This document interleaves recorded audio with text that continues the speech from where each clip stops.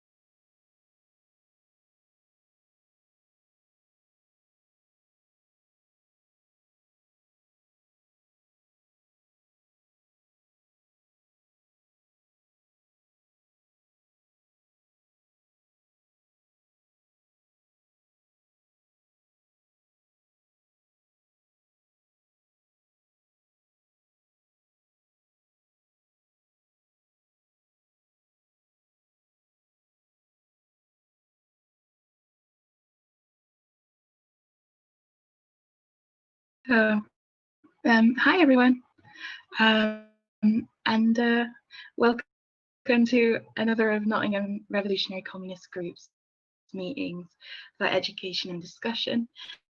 My name is Becky. I'm going to be chairing the discussion today.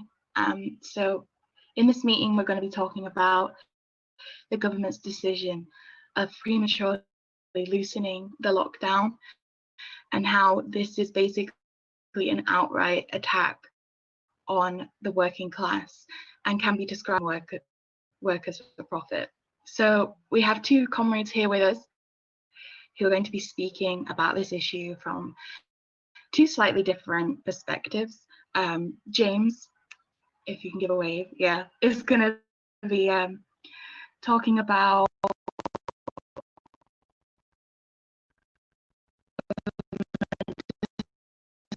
decided to lift this lockdown so early. Why have they made this decision to rush children back to school and non-essential workers back into work before it's safe?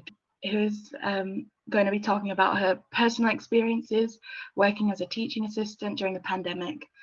And as we're all aware, on Monday, schools were told to open their doors to more children, despite the huge safety concerns from teachers, parents, and the unions. So Ruby is going to be getting into that. So after our speakers have talked, I'm going to be opening up this meeting for any questions that people might have, or just like general comments about what people are thinking and like how it's affecting you, because like lots of people are being affected by this pandemic in lots of unique ways, and we want to hear about it. So please do join in the discussion if you can. If you're watching from Facebook or YouTube, I very much encourage you to join our Zoom discussion. You can register and join. The live stream will end after the speakers have spoken, and we'll just be having sort of a discussion in the Zoom call. So we as the Revolutionary Communist Group are, in normal circumstances,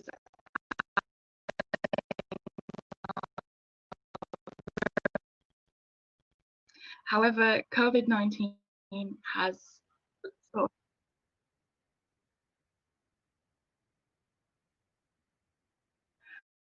oh, sorry, I was just saying that under usual circumstances, we as the Nottingham RCG are usually out on the streets talking to people and selling our newspaper, Fight Racism, Fight Imperialism. But because of it, like COVID-19, it's sort of limited our ability to sell papers. So our newspaper is just excellent, and it's basically the organization's lifeblood. We need those funds to continue doing our really important work. Not only that, but we just want people to read the excellent journalism of comrades like James and Ruby, who are heavily involved in creating it. So we please encourage you to buy a copy of our newspaper. For just £1, you can get a PDF version of the paper, or if you really want to do as a solid, you can get a subscription to the paper and it'll be sent to PDF, and it actually does work out cheaper, so you should do that. So you can do that at frfi.co.uk. Okay, so let's get into it then.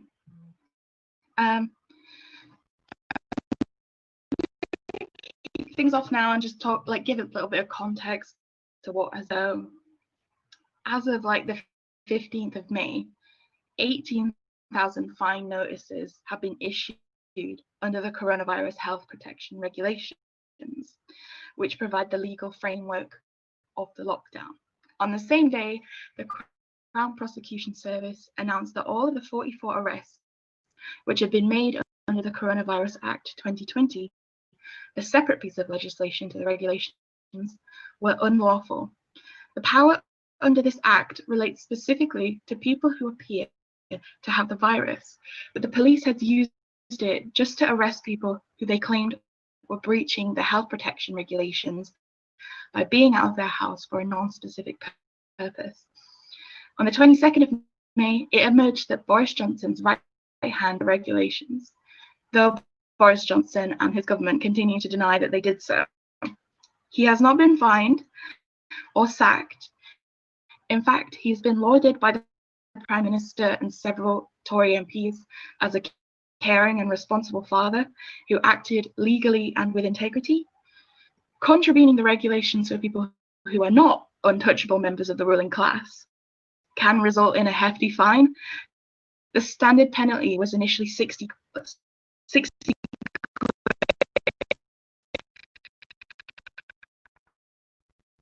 fine of £3,200 for someone who has breached the regulations on 6 occasions. The Coronavirus Act is in force initially for 2 years and the regulations for 6 months. The largest number of fines, these are from figures from the 15th of May, have been issued by the Metropolitan Police with 906 fines, the Thames Valley issuing 866, North Yorkshire Police issuing 843, and Devon and Cornwall with 799. In contrast, Gwent Police issued only 71, Staffordshire 52, and Warwickshire Police 31.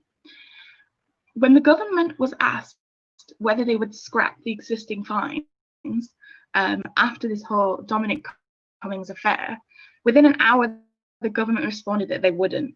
It is clear that the police are also using this new legislation in a highly showed that Black, Asian, and minority ethnic people are 54% more likely to be fined than white people. A video of an incident in Manchester recently went viral, where Desmond Mumbayarara was subsequently charged with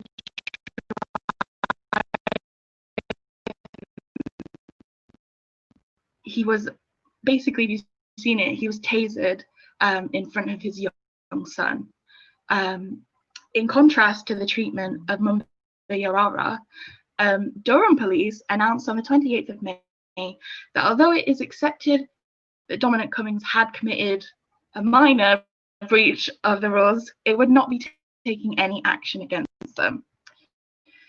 It is clear that it's one rule for the ruling class and another for the rest of us. As we're having this meeting, Alok Sharma, the secretary, he was visibly sweating in the House of Commons on Wednesday and clearly unwell, and had met with the Prime Minister and Chancellor on Tuesday. So I don't know how this is going to play out, but this might be yet another example of Boris Johnson's government breaking the rules and possibly not facing any consequences for it. So we'll have to keep our eye on the news with that one. Okay then, so our first speaker is going to be James. So James, you want to take it away?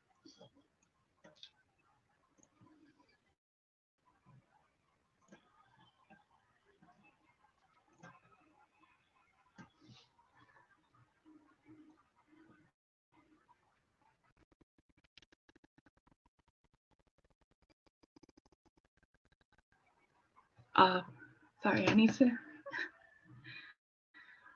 James will be with us shortly. He needs to be unmuted. Is that got it? Yeah, cool. Good. I'm no longer being silenced. Okay, so hi everyone. As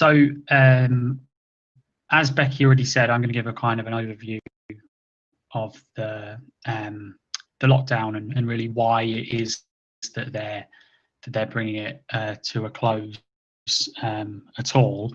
What I'm going to say draws very heavily on firstly an article that I wrote for FRFI 275, so the previous issue, and then also on articles in the current newly published issue today, FRFI 276, two articles by David Yaffe and Charles Chinwezu I'm going to draw quite heavily on. So I'll just thought I'd acknowledge that. So if we look at the overall situation globally, according to the World Health Organization, 1,000 people and infected over 6 million. That's the kind of the general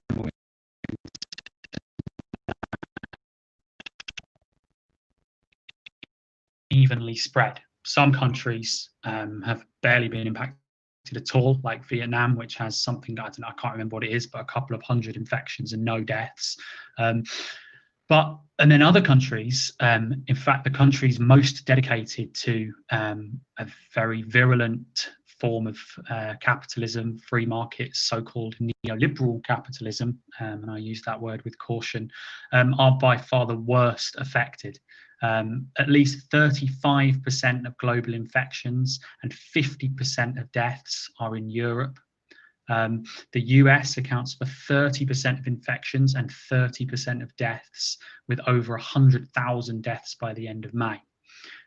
In Britain, there have now been, these are ONS figures, 62,000 excess deaths. So that is additional deaths to what normally occurs in this period of the year. There have been 62,000 excess deaths between the outbreak of the pandemic and the 22nd of May, which is when the figures go up to. And about 40,000 of these are officially attributed to coronavirus. There's loads of all of these statistics. You can't just take the ONS statistics and go, oh, that's how many people have died of coronavirus, because we're not actually testing people properly to know. But using the excess death figures, is basically saying that's the impact of the pandemic, because there's 62,000 people who would not be dead if we'd had a proper response to the pandemic. And Britain is now a serious contender for the worst per capita death toll from coronavirus in the world. Again, we can't know for sure because of the problems with statistics, but US, Sweden, Britain are the kind of contenders for the worst. So that's where we are. And yet, as I'll come on to in a bit, the government are deciding to ease the lockdown. So I'm going to now sort of go back in time a little bit, because before we can talk about easing the lockdown, we need to talk about introducing the lockdown and what the lockdown was, and so on. So if the government initially wanted to avoid any kind of lockdown, if at all possible, there's an amazing speech that's now doing the rounds. I don't know if people have seen it, that's been dug up, of Boris Johnson on the 3rd of February, speaking in Greenwich. And he said, "We are starting to hear some bizarre autarkic rhetoric when barriers are going up and when there is a risk that new diseases such as coronavirus will trigger a panic and a desire for market segregation that go beyond what is medically rational to the point of doing real and unnecessary economic damage. Then, at that moment, humanity needs some government somewhere that is willing at least to make the case powerfully for freedom of exchange. Some country ready to take off its Clark Kent spectacles, leap into the phone booth, and emerge with its cloak flowing as the supercharged champion of the right of the populations of the earth to buy and sell freely among each other." So, to put that in context, by the 3rd of February, there were 17,391 confirmed cases of coronavirus in 24 countries, including a handful of cases in the UK. And that's what Boris Johnson is saying on the 3rd of February. And throughout February, the government were very clear that they were unwilling to see any disruption to the capitalist economy in order to save lives. Another famous thing that was all over the news shortly afterwards, at the end of February, Dominic Cummings, Johnson's wonderful advisor, is supposed to have laid out his now famous assessment of what was then the government's plan. And that was summarised by a Tory minister who was there at the time, that he spoke to the Sunday Telegraph, I think, and he said, "This is how Dominic Cummings, a report of what Dominic Cummings said about the plan: herd immunity, protect the economy, and if that means some pensioners die, too bad." So that was the position being put forward by Dominic Cummings in SAGE meetings and all of this at the end of February, and it is what the government were doing. So that's where we were at the end of February. However, as it started to become clearer, and the government couldn't just bluster its way out of reality, what the impact was actually likely to be, and that caused mounting public pressure, and the Tories therefore feared a political backlash. That forced the government's hand, and so they began in March to introduce some measures to actually whatever the phrase is, like decrease people's activities that were sure to have a hit on the economy. So on the 16th of March, the government advised against non-essential travel and advised restaurants and pubs and so on to close. And then recognising that the drop off in economic activity that all this was going to contribute to was going to have a detrimental effect on corporations, on the capitalist economy. On the 17th of March, the Chancellor, Rishi Sunak, committed to spending £350 billion, which is 15% of GDP, in support for businesses. This included a £200 billion scheme under which the Bank of England would underwrite the loans of businesses by printing money, something called quantitative easing. And the whole point was to guarantee short-term financing to allow companies to stay in operation through what the government was then still hoping would be a limited recession. So that was the idea. Then on the 20th of March, recognising that this limited recession was going to have a major impact on people, and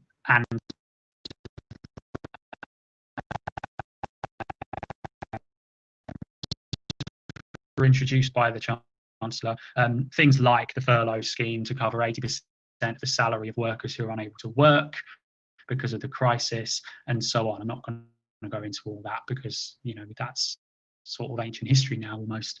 And I do want to say at this point that the only purpose of these steps was to allow enough people to get by, to limit the size and scope of any resistance to what was going on that might possibly month moratorium on evictions, you know, didn't actually isn't going to stop anybody from being evicted.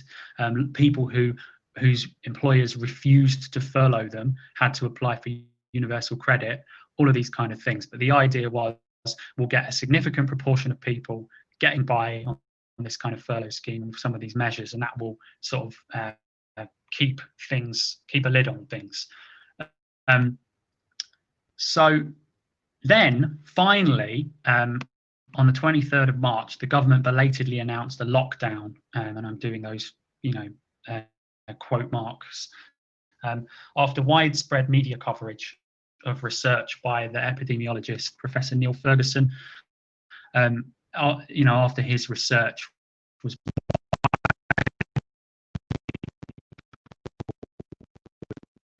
die unless strict social distancing measures were introduced. But oh, sorry, I was saying, on the 23rd of March, the government belatedly announced the lockdown after there was widespread media coverage of the research carried out by Professor Neil Ferguson, among others, predicted hundreds of thousands of deaths unless strict social distancing measures were introduced. And so, you know, this was when they, you know, announced the lockdown.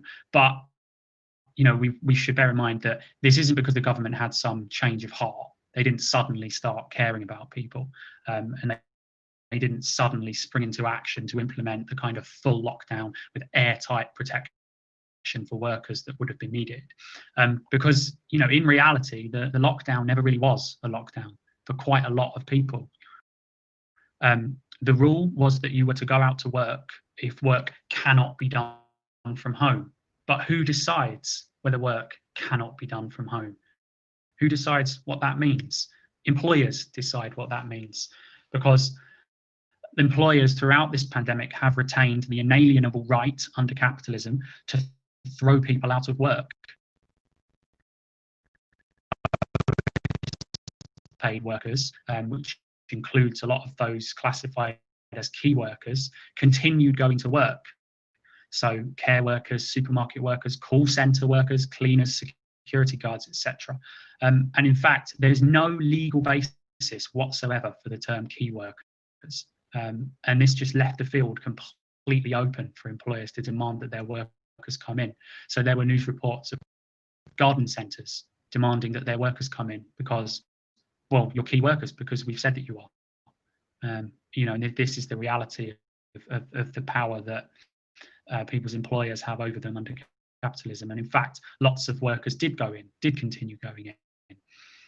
So really, you know, it was never really a lockdown in the real sense of the word in the first place.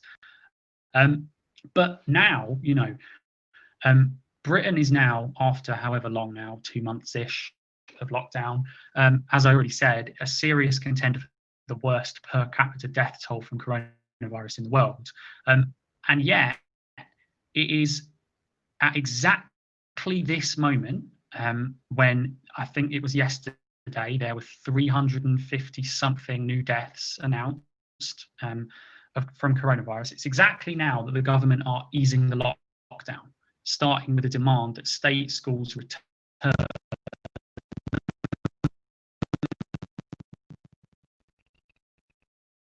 Basically, the point is, it's necessary to send the schools back in order to make it possible for more workers to return to work.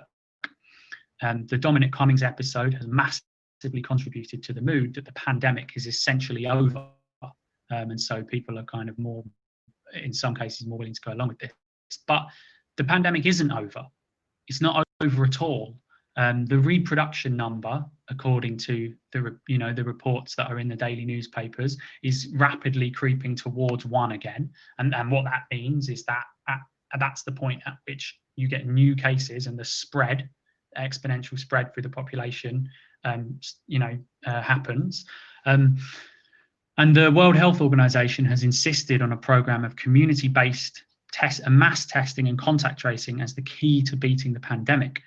Indeed, a key purpose of lockdown is to suppress the spread of the disease in order to buy time to carry out these interventions. That was the whole point.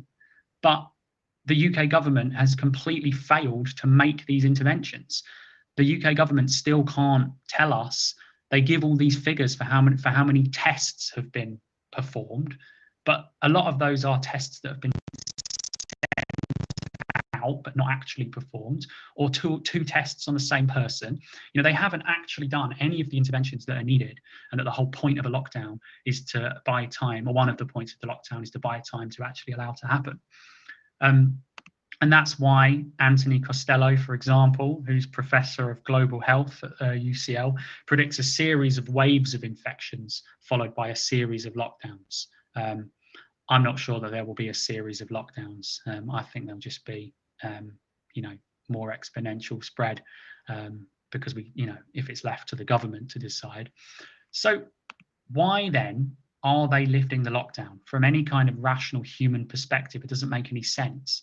Why are they so keen to get workers back to work? And the basic answer is because workers being out of work is incredibly, on this scale, is really bad news for capitalism, an economic system which can only function by extracting surplus value, the source of profit, from workers in the production process.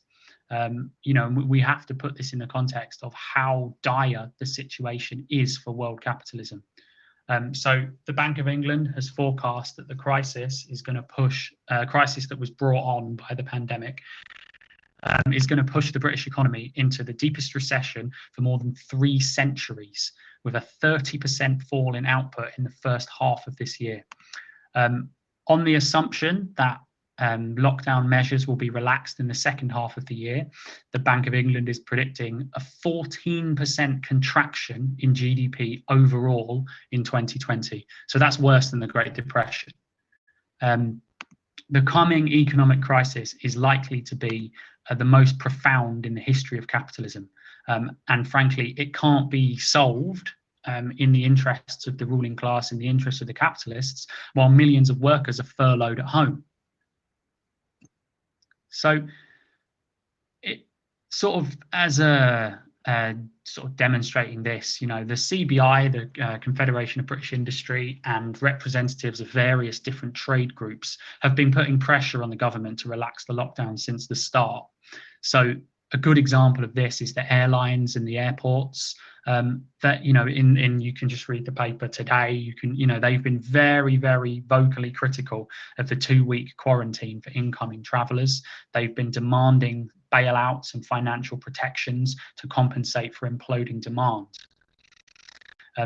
Upon the announcement of the easing of the lockdown, Dame Carolyn Fairbairn, who's the Director General of the Confederation of British Industry, said, "Today marks the first glimmer of light for our faltering economy. A phased and careful return to work is the only way to protect jobs and pay for future public services. The Prime Minister has set out the first steps for how this can happen." No matter if there's a second wave, no matter if there's a series of, however Anthony Costello put it, a series of waves of infections. So this kind of brings us on to important things that need to be said about the state of capitalism, because it's necessary to point out that British capitalism was already in a state before the pandemic. So a lot of the financial press or whoever will kind of basically think everything was fine, and then the pandemic happened, and then everything went wrong, which basically means there's nothing wrong with capitalism. It's just this virus, this unfortunate virus. But in fact, in January, so before the virus could have had any impact at all on the British economy, Britain posted 0% GDP growth. So Britain was heading into a recession anyway. And in fact, in a number of ways, British capitalism has been in major decline for decades. From the middle 1970s onwards, and especially after the 1979 election, which brought Margaret Thatcher into office, the response to this decline of British capitalism, this decline, this sort of degeneration or deterioration of British capitalism, was to attempt to limit the role of the state in the economy. So before 1979, there had been a number of nationalised industries. They were seen to be, by the kind of right wing, they were seen to be the cause of the economic crisis that set in the 1970s.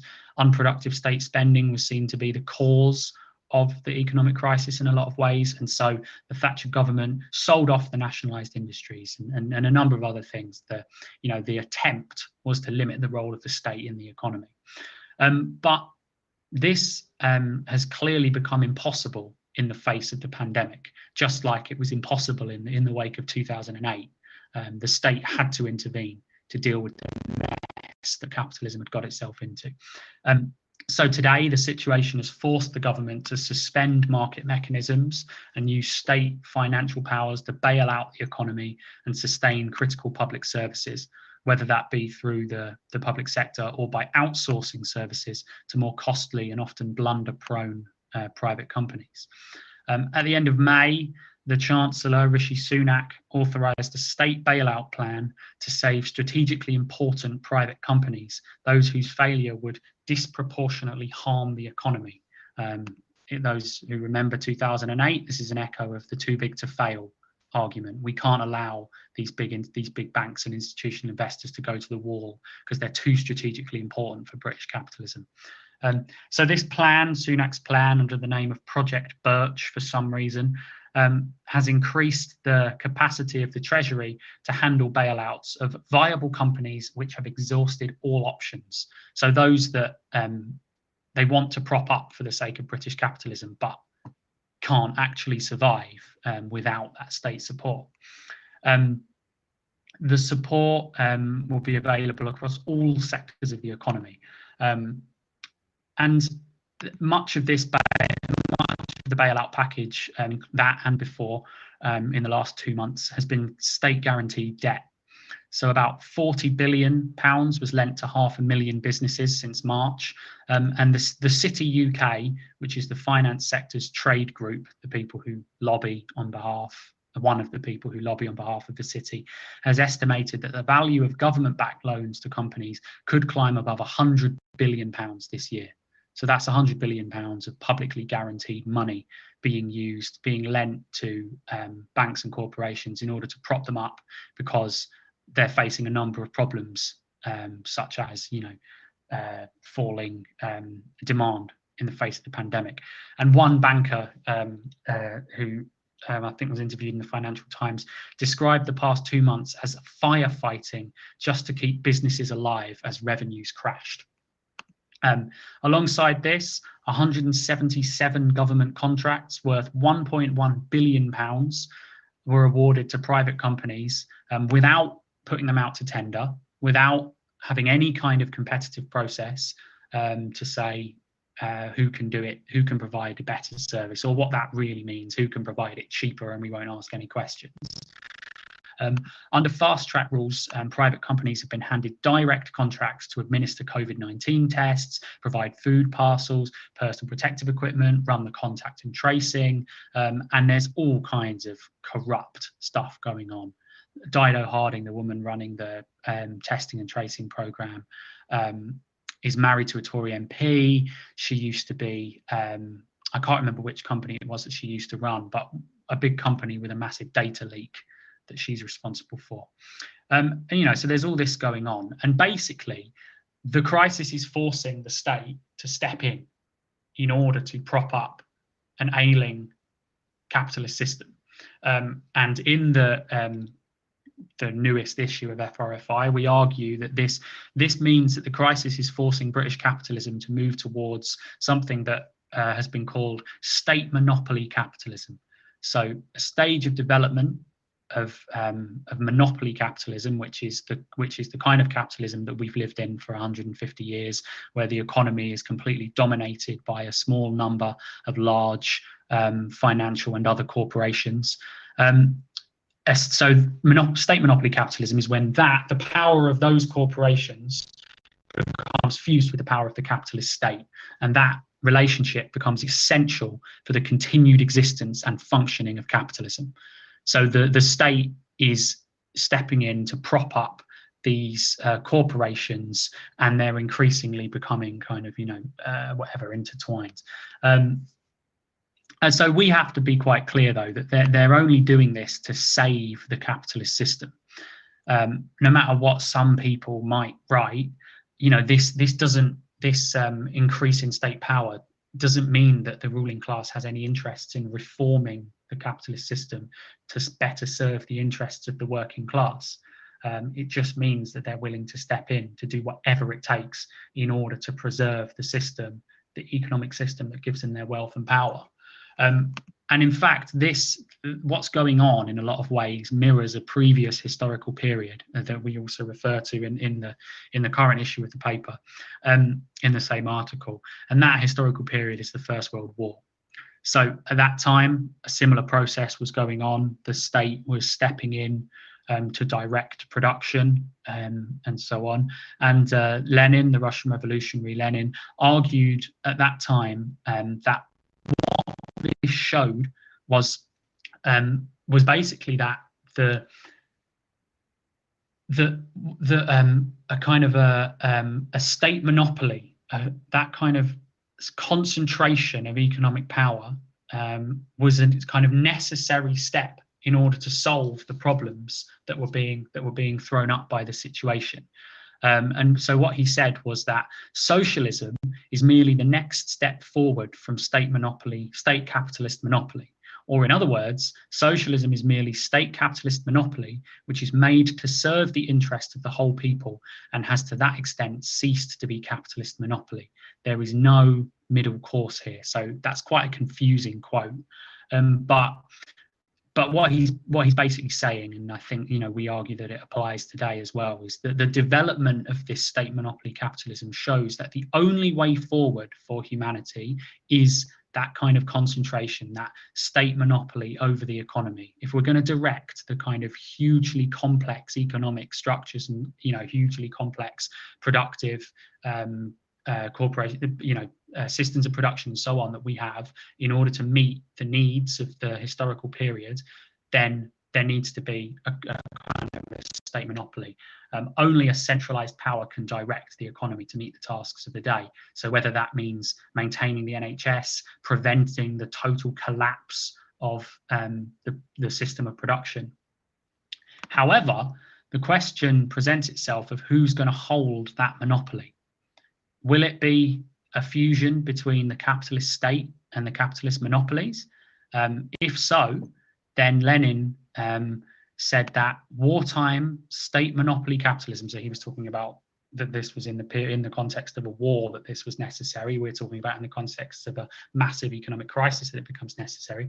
He said that if that power remains in the hands of the capitalist class, then wartime state monopoly capitalism will mean, to put it more simply and clearly, wartime penal servitude for the workers and wartime protection for capitalist profits. And I think that's quite a fitting quote for where we are.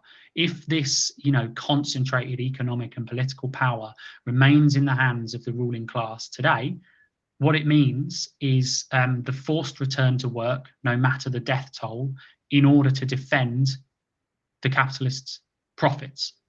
That's what it means. So the alternative so if power isn't in the hands of the state, in the capitalist state, and in its relationship with the monopolies, could it be in the hands of the whole people, as Lenin put it in the quote, the economy in the hands of the working class?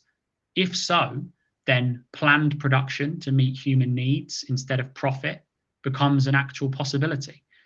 Then a rational response to the pandemic, a conscious decision that workers' lives take priority, and a marshalling of resources to meet that need becomes a serious possibility. So if that's the kind of situation that we want that economic power, that political power, over the incredibly kind of concentrated economic forces to pass into the hands of the workers, how do we do it? Many will argue that in a period like this, and many are arguing in a period like this, that the unions are the absolutely key defenders of workers' interests in this coming period. But they've made quite clear that their agenda, in fact, is not to wrest power out of the hands of the capitalist class and the monopoly corporations, but instead to help them stabilise and consolidate the capitalist system. So on the 20th of May, Francis O'Grady, General Secretary of the Trade Union Congress, alongside Labour's Shadow Chancellor, Annalisa Dodds, called for a National Recovery Council of unions, government and business to rebuild the economy. So that's the angle that the unions have got, and marshalling the, they would say the organised working class to help rebuild British capitalism, which is passing into this, stage of incredibly concentrated monopoly. O'Grady says there will be no business as usual. The unions are back. But in fact, the unions haven't really done very much in the last 2 months. They haven't really lifted a finger to protect the conditions of frontline workers since well before the pandemic hit home. If they really were fighting organisations of the working class, they would have built a movement of mass refusal to return to work until key demands like community testing and contact tracing were in place. But that isn't what we've seen. I know Ruby's going to talk, give some more concrete content to this with reference to the NEU, I'm sure. Likewise, from the start, the Labour Party leader, Keir Starmer, did not rule out, and I think still doesn't rule out, a government of national unity. And Labour, in fact, began early on criticising the government for not having a plan of how we were going to ease the lockdown. So from the moment that the Tories were forced basically into implementing a lockdown, Keir Starmer was saying, well, when are you going to end it? When are you going to end it? We need a plan for how you're going to end it. Keir Starmer is quoted in yesterday's Guardian as saying, I'm putting the Prime Minister on notice that he has got to get a grip and restore public confidence in the government's handling of the pandemic. He wants to restore public confidence in a government response that has killed 62,000 people. He also revealed that he wrote a private and confidential letter to Boris Johnson 2 weeks ago, so that's 2 weeks ago from yesterday, offering to work constructively together to gain consensus for reopening schools. And both he and Rebecca Long-Bailey, who's the Shadow Education Secretary, you can find quotes from them in the papers saying, of course we want schools to go back, of course we want schools to go back. The fact is that Labour's role is to reconcile the workers to the demands of the capitalists, that workers be sent back into harm's way. That seems to be what they're actually doing. So the British ruling class has already shown itself willing to sacrifice 62,000 people to the virus. The loosening of the lockdown means that many thousands more will die.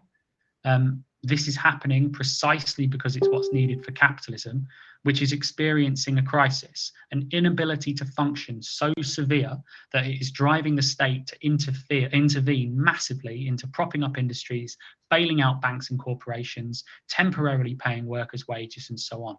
They're facing no real opposition because the supposed organisations of the working class, the trade unions and the Labour Party, are committed not to stopping them, but instead to assisting them.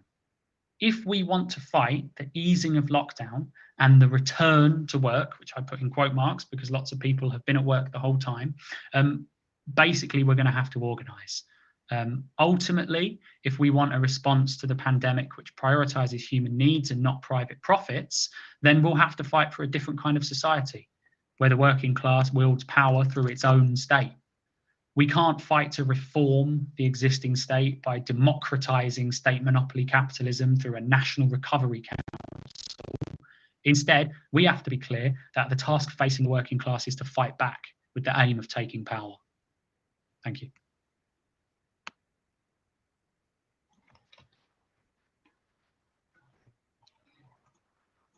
Nice. Thanks for that. That was a really interesting talk. Okay, now, if I believe correctly, Ruby is going to speak now. So Ruby, if you want to take it away.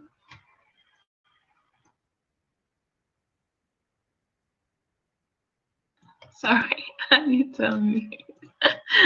Okay. Okay, cool. Yeah. Can everyone hear me? Hello, hi everyone.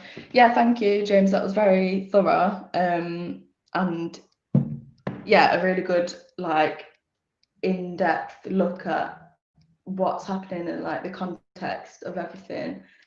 I mean, and like just hearing the bit where you were talking about it's just this.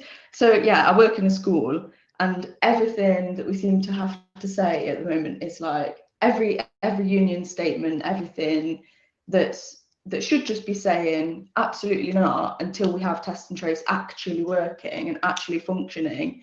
No, instead to keep saying, well, we want, oh, of course I want more people in, I want more, I'm sick of it, I'm really sick of it. It's just, yeah, it's just typical of this, like having to be put in a position where you're having to try and plead with a government that they clearly don't care, that it's not their priority whatsoever, as we've just heard, you know, really thoroughly. The number one priority, and we all know it and we can all see it, it's the capitalist economy, and you know, it's very frustrating. I'm going to talk a bit about, I'm mostly going to be talking about the kind of what's happened with the schools and with this ongoing battle that's been a bit, you know, it's a bit messy now. Some schools have reopened, some schools won't be, some schools won't for a bit, but then it's all, you know, it's all kind of a bit of a mess, which is typical of the broken up and kind of unequal nature of schooling within capitalist Britain. So yeah, thank you everyone who is here, and hopefully we can have a discussion afterwards as well, where people can like, yeah, ask questions or share their experiences or anything like that. I won't be able to see anything in the chat, so if you put anything, I won't be able to see it because I'm looking at my paper now. Yeah, so the most recent things that have kind of happened, so obviously the 1st of June, this Monday, was the date that was set by Johnson's government for an increase in pupil numbers. So this was due to be, this would have meant that 2 million children would have been eligible to return under the plans. And after the first day back, school leaders reported that in schools between 40% and 70% of those eligible returned. So overall, it may be less than half of those children across England who were eligible to return did. And the NEU, the National Education Union, reported that 44% of schools who reported to them decided against reopening to more pupils. So the chaotic reopening of schools in Britain during this global pandemic is born of the entrenched inequalities and the broken up nature of schooling in Britain. So, for example, on one hand, the Prime Minister's old elite boarding school, Eton, which has produced 20 of Britain's past Prime Ministers, will of course be facing no such demand to reopen to its pupils. In fact, I think some of the elite schools are saying they're opening for, I think they're letting children of key workers stay there because they're a boarding school, but you know, they have to kind of play this charitable role because they've got charitable status.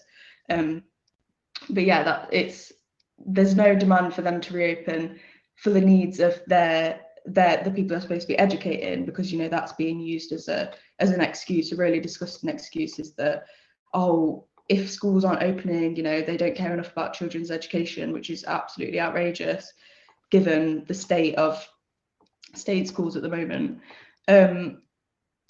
So yeah, they're going to be continuing their programme of education online, which includes podcasted versions of assemblies. And then you've got academies, which the process of academisation began under Tony Blair's Labour government, and they now account for the majority of secondary schools and a third of primary schools in England. And billions of pounds has been spent by the Department for Education to force inadequate schools to become academies. And this means that this basically hands over all control to trusts like multi-academy trusts, which can set their own pay, working hour agreements, pay teaching staff less and head teachers more on average, undermine sick pay and working hour agreements. And this also means that several multi-academy trusts have used their so-called autonomy from local authorities to fall in line with the government's demands to reopen to more children, even if their local authority is asking their maintained schools not to. So obviously this completely undermines that area's ability to control the spread of the virus, because if you've got some schools going back anyway, then it has an effect on the whole community potentially. So locally maintained state schools have seen their funding slashed continuously over the past 10 years of austerity and are now expected to pick up the pieces for the vulnerable children, millions of whom are living in poverty, and at the same time creating online learning programs so a lot of schools are already struggling. So before this even happened, loads of schools were closing early, like cutting down hours that the open. And I know personally from personal experience that we have to buy a lot of the actual basics like art supplies in schools.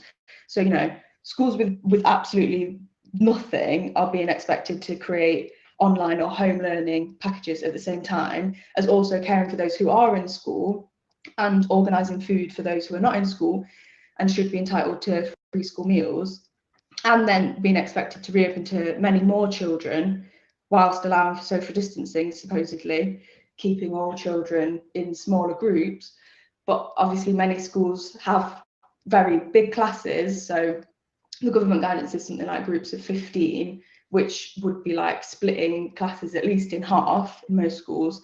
So then if you've got the children all split up, bearing in mind they want to bring all children back supposedly before the end of the year, so basically in the next few months, you literally won't have any rooms to put them in, so it's not actually physically possible anyway. So yeah, it's not a surprise that many schools didn't open to more pupils on the 1st of June, as councils across the country had stated schools would not be ready to reopen on this date. And many, especially in the northeast of England, which has the worst death rate, I think, of any area, were basically saying that the local authorities' death rate is too high.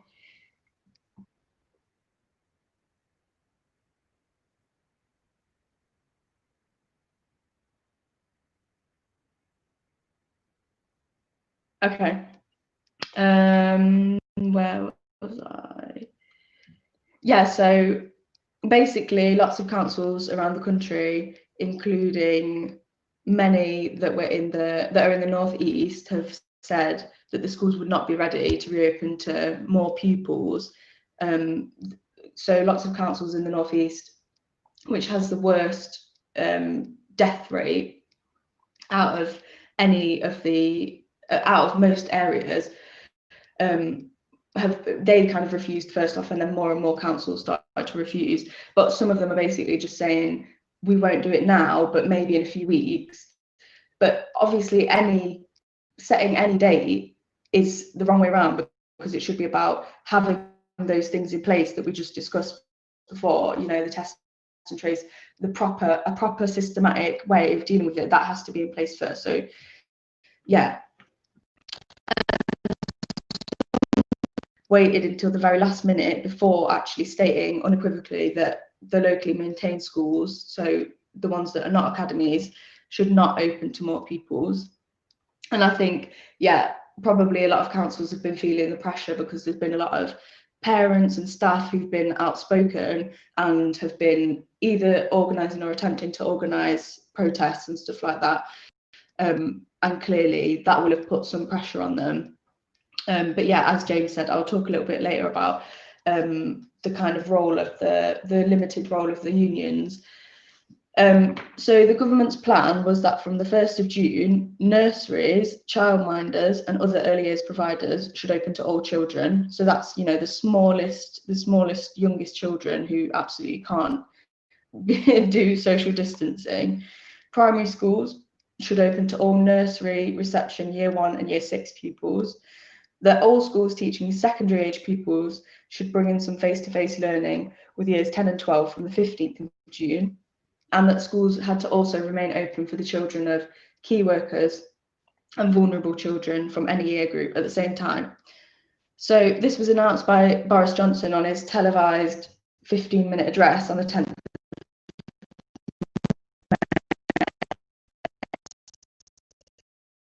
To a sketch of a roadmap for reopening society. Never mind that Britain at that point had the highest death toll in Europe, with hundreds still dying each day, a daily total which is higher than some countries, such as socialist Cuba, which has had 83 deaths, and Vietnam, which has had 0 deaths, as James said, 0 reported deaths. So it was higher than some countries have had throughout the entire pandemic. The notion that Johnson pushed in the address that this was all to be a slow and considered process based on their favourite mantra, following the science, is clearly a lie.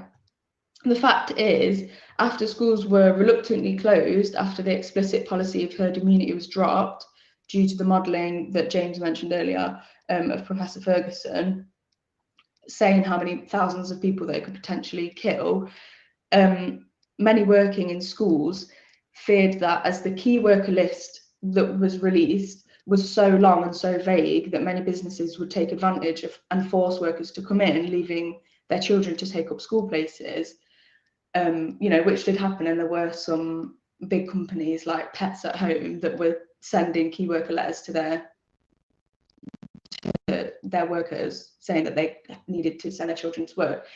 And, you know, at this point, there was some fears that if too many key worker children came in, that there wouldn't be enough staff and there wouldn't be enough room even to safely look after those children. But in the end, and also, yeah, that would have been, they were trying to make sure that the guidelines were so vague that could have been blamed on, you know, parents selfishly sending their children to school when their job's not essential, but they left them that vague, so it was on parents. But yeah, parents unsurprisingly took it seriously, and the numbers have actually been really low, especially for vulnerable children, those classed as vulnerable, and which is not surprising when you consider, like, look at who the pandemic has disproportionately killed, you know, low paid workers, VME people. So it's not surprising that more vulnerable people stayed away from schools. Yes, where am I? Yeah, so the numbers of people the numbers of children attending was actually lower than expected. And now the government is clamouring to push the working class back into their allotted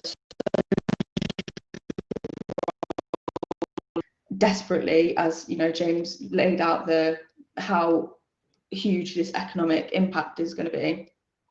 And schools are needed to open up as basically basic childcare just to allow this to happen, regardless of how unsafe and what the consequences might be.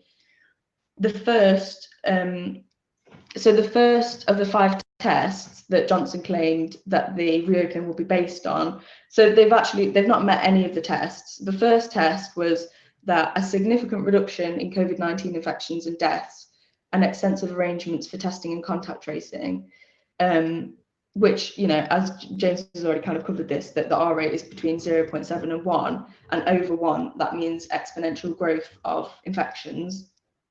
And that, according to University of Oxford researchers, Britain could have the highest per capita death rate from COVID-19 in the world. So clearly, if you're doing it based on the test, then okay, you failed. It can't go ahead. But obviously, it was all a bit of a, you know, it's a bit of a charade to say the least. As for the test and trace strategy, though the government has said it will be world beating,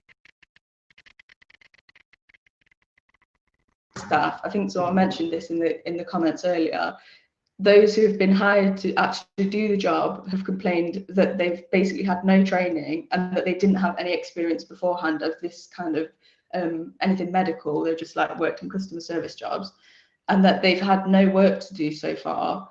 And some people have ended up leaving because they've just been sat in a chat room doing nothing with no support, but still getting paid, but saying that they just, you know, they didn't think that was right.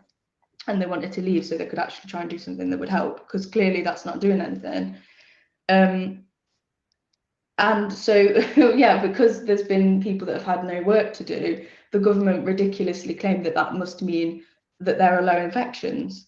But the fact that there's still hundreds of people dying every day from COVID-19 shows the reality is obviously not. That's obviously not the case. You know, we've already spoken about testing and the fact that the numbers are being basically they're inflating the numbers by, you know, counting tests that have just been sent out. So I won't go over that because James just covered that. And the government's own guidance admits that social distancing possible with the youngest children, but it claims that schools will be able to keep transmission rates low just by avoiding contact with symptomatic people, hand washing, and getting rid of any toys which are hard to clean. And schools have been made responsible for producing their own risk assessments and social distancing measures. So I mean, obviously that ignores the fact that we know that asymptomatic spread happens with this virus. So already that is not a workable approach. So some reported examples of social distancing measures that some schools either have sent out to families or are doing now is, so this in my school, this was part of the risk assessment. So getting rid of toys and books from the classrooms. In some schools, children were having to do their own first aid and personal care, meaning that if they, you know, fell over or if they weed themselves, they would have to either change themselves or do their own first aid. And if they can't, then you're supposed to ring their parent at home and wait for them to come and collect them, which, yeah, that it's just ridiculous. It's obviously ridiculous and would have a horrible effect on the children in school. And children as young as 4 are being suggested that they should be sitting in a desk 1 meter each other and all facing the same direction, and only be allowed to use the toilet at set times, which if anyone has ever met a child, they will know that is not possible. It's not possible. So yeah, the question of how all this will work with real children who need comforting when they hurt themselves and can't be expected to learn anything without books to read or friends to interact with is one of the many that the government refuses to answer. Their advice states that PPE will not be needed in the school setting unless a child develops symptoms and cannot be kept 2 meters apart from staff until they're taken home to isolate. So, as we've spoken about a little bit already, clearly there was massive backlash to the plans of the government. So this includes doctors, unions, councils, and parents who all agree that reopening before the test and trace and proper quarantine measures are in place risks a second spike in the pandemic, which has already cost tens of thousands of lives. This includes the British Medical Association, which is the union for doctors and medical students, and thousands of NHS staff who signed an open letter to Matt Hancock, the Health Secretary. And even more recently, and also the Independent Sage Group, which they're really good. They've been very outspoken about it. Yeah. And the NEU has had their 5 tests that they were, initially saying that the government should meet them.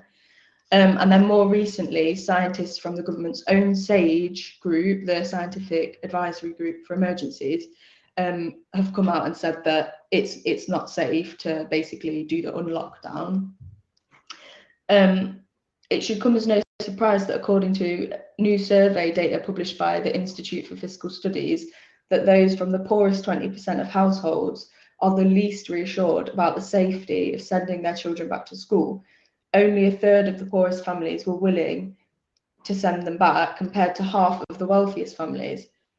Clearly, the wider reopening of schools is gambling with the lives of the working class, and it must be resisted. So yeah, the last little thing that I'm going to talk about is a bit more about the roles of the unions, and then what can be done, what we can discuss afterwards, like what can we do then, what's the alternative. So staff, parents and education unions have organised online meetings, and some have done like local socially protests that have happened in like Hackney and I think other places against the wider reopening of schools.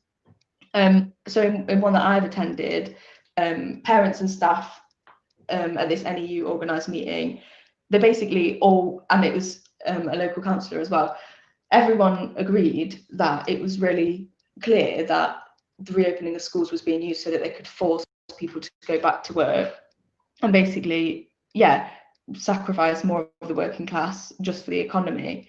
And that was very clear, and people were really wanting to take some action to ensure it didn't happen. In the end, obviously, in this local authority, the council then, right at the last minute, said, we're going to tell schools absolutely to not open. But obviously that only applies to local authority schools and not academies as well. So the unions like NEU, the National Education Union, they've been putting out information, and they've had kind of like fine words that have meant that they've attracted a lot of new members. So I think they've had 20,000 new members since this has happened, because obviously people are looking for a way of taking action against this happening.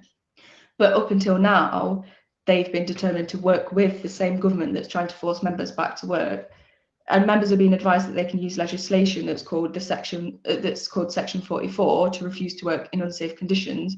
But obviously this is a really individualised response that doesn't actually challenge the overall what's actually happening, and obviously a lot of members, new members especially, are being out, are crying out to say, we need something more than this. There's so many of us.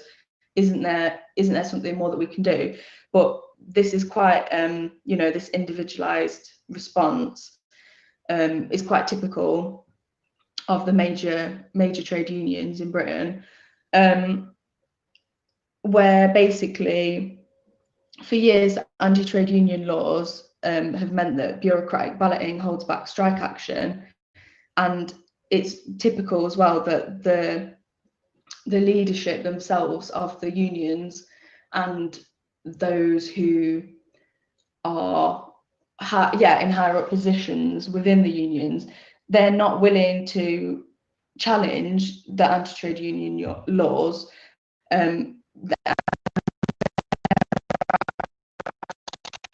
Basically decide if they ballot or not for a strike, and by which point often the thing that people wanted to organise about has already happened. So clearly, as James has said, what is needed is independent and organised action of the working class to demand that the needs of the people, people's health considerations, people's well-being is put first, because clearly anything other than this means that more of us are going to be sacrificed for profit, and if we don't want that to happen, then it's on us to do something about it. So hopefully people want to have a talk about what their experiences have been, ask some questions, or if you want to just say something, then please just put your hand up or whatever. I'm done now.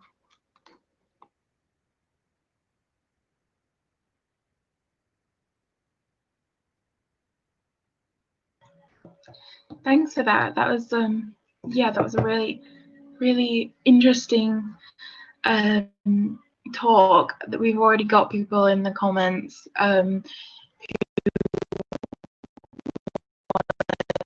good points. So if you're watching from Facebook or YouTube, I really encourage you to join the discussion in Zoom now, so you can ask questions, talk about your own experiences. Yeah, otherwise, if you can't, I would encourage you to buy a copy of our newspaper, Fight Racism, Fight Imperialism, because a lot of the content from these speeches actually comes from the newest copy of our paper.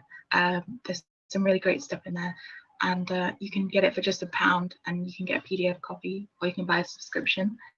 So I'd really encourage you to do that. Also, stay tuned for we have another of these educational meetings coming up soon. I believe it's I think it's Thursday, the 11th of June. It's not currently up yet, but it will be soon, and we'll be talking about it's called The Poisonous Roots of Racism, and we'll be talking about what's happening in America with Black Lives Matter and how it's linked to racism in this country, and the sort of the roots of what racism, where does it come from, and in terms of state racism. So yeah, if you can't come to the Zoom, thank you for coming. I think that's it. So thanks a lot. I will now be moving to the chat.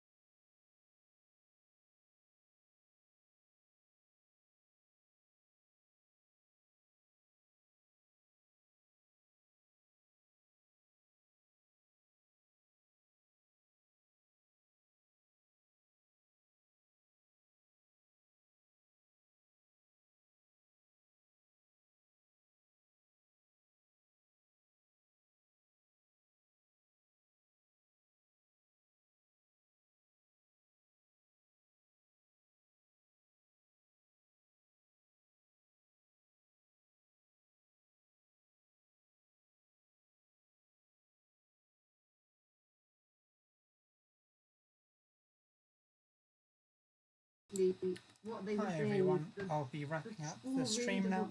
Thanks for watching this meeting from the Nottingham branch of the Revolutionary Communist